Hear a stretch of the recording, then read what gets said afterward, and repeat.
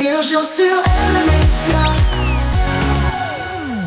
Belle soirée à tous sur REble Média. Tout de suite, il est l'heure d'aller faire un petit tour à la montagne avec notamment des randos à raquettes. Et oui, avec la neige qui est tombée récemment, c'est la période parfaite pour faire des balades en altitude. Et pour parler de ces randos, de ces initiations à la raquette, eh bien, nous sommes avec l'accompagnateur en montagne, Joël Savary, qui est avec nous ce soir sur REble Média. Bonsoir Joël. Bonsoir Virgile. On est très heureux de vous recevoir. Alors tout d'abord, on va parler de ce métier, accompagnateur en montagne.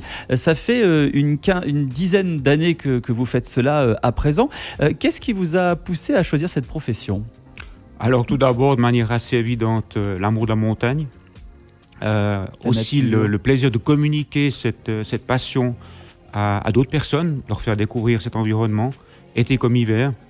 Et puis c'est un joli projet quand on arrive vers la cinquantaine, comme ça, on a une petite crise, on se dit comment la traiter, et c'était une bonne manière de le faire. Vous proposez des initiations à la raquette à neige dans plusieurs cantons, Fribourg, Vaud, Valais, Neuchâtel, Berne. Est-ce que vous avez quelques préférences lorsque vous faites vos balades ? Alors, s'agissant de la raquette à neige, le paysage et disons, la topographie du Jura et des Préalpes se prête particulièrement bien à la pratique de la raquette à neige. Quand on va peut-être plus haut, plus loin en montagne, on est plus dans des environnements qui sont adéquats pour le ski. Mais dans la pratique de la randonnée en raquette, les Préalpes, le Jura, c'est parfait. Alors, en ce qui concerne vos initiations à la raquette à neige, comment se déroule une randonnée ? Quand on fait une initiation, on va d'abord parler justement du matériel, on va parler aussi de la nature en hiver, des dangers hivernaux, on pense au froid, on pense au brouillard, à la perte de repères. On pense aussi aux dangers liés aux avalanches. Et puis ensuite, on va essayer de sensibiliser les gens à la planification d'une randonnée. À quoi doivent-ils penser avant de s'aventurer dans la montagne en hiver ? Alors, s'ils parcourent des chemins balisés dans des stations, c'est pas très compliqué. C'est une randonnée pédestre hivernale. Qui dure combien de temps en général ? Très variable. Avec des enfants, ça peut durer 1-2 heures. Et puis, ça peut être des raids aussi de plusieurs jours avec bivouac à la clé. Ah, génial. Ça, c'est vraiment une des expériences magnifiques. On embarque tout dans le sac et puis on est parti, quoi. On à embarque l'aventure. Tout dans le sac. On se fait un trou à neige. On se met dans son sac de couchage, sur son matelas pour y passer la nuit avec le ciel étoilé au-dessus de la terre. C'est des expériences qui sont juste magnifiques. Et on a tellement une belle région. D'ailleurs, en parlant de belle région, vous vous efforcez à préserver un petit peu tous ces beaux coins de paradis. Et vous avez notamment, lors de vos initiations, une sensibilisation à la faune. Oui, c'est un très bon point. La faune en hiver est fragilisée. Elle doit survivre au manque de nourriture, au froid. Donc il faut absolument éviter les dérangements des animaux. Un animal dérangé à plusieurs reprises peut mourir d'épuisement. Donc je sensibilise aussi à ces aspects-là qui sont très importants. Il faut aussi savoir que dans nos montagnes, on a des zones de tranquillité qui sont sous législation cantonale, des districts francs sous législation fédérale, avec des règles à respecter, justement pour éviter de déranger la faune et puis accessoirement pour éviter de se prendre une grosse amende à la clé. Alors lorsque l'on fait des randonnées à vos côtés, ces initiations à la raquette, on rencontre, je présume, des chamois, des renards. Est-ce qu'il y a d'autres animaux un petit peu plus rares que l'on peut découvrir en altitude ?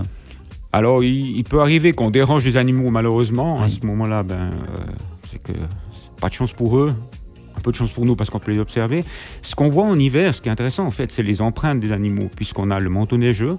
Les animaux laissent des empreintes, et des animaux qui sont très furtifs, très discrets, laissent des traces et on peut aussi passer un peu de temps à les examiner. Alors avec votre grande expérience, vous êtes tombé sur quelles traces de pas par exemple ? Alors je vais prendre un cas assez particulier, une trace de loup. Trace de patte, à vrai dire. Voilà, j'ai pas vu le loup, mais c'était une trace de loup, manifestement, je l'ai fait valider par un garde-faune et puis effectivement c'est un animal qui est quand même assez mythique. Vous avez découvert ça où, dans quel canton ? En fait, c'était à la frontière entre le canton de Fribourg et le canton de Vaud. D'accord. Probablement un jeune mâle qui cherchait son territoire. Un loup fribourgeois et vaudois, donc. Voilà.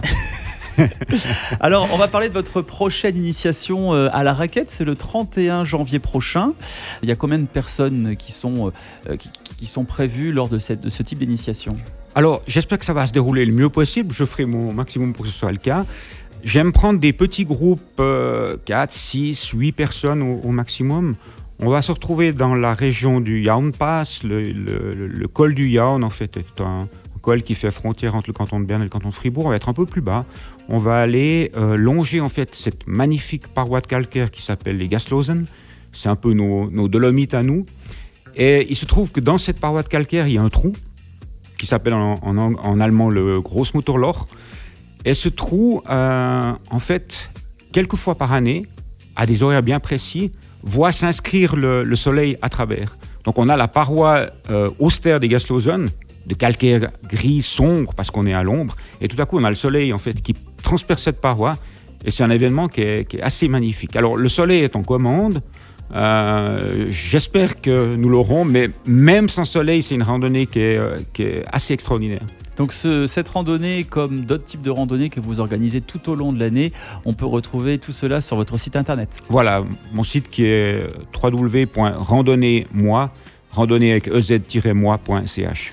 Merci Joël Savary, accompagnateur en montagne depuis une dizaine d'années dans nos beaux cantons romans, d'avoir été avec nous. Et puis on espère que vous prendrez encore beaucoup de plaisir dans vos randonnées futures avec vos randonneurs que vous accompagnez toujours avec autant d'amour. N'hésitez pas donc à aller faire un tour sur le site de Joël Savary. Il y a de très beaux clichés aussi de vos belles balades. On vous souhaite plein de bonheur pour la suite et puis à très bientôt sur Aible Média. Merci Virgile, merci pour l'invitation. Aime le média où tu veux, quand tu veux.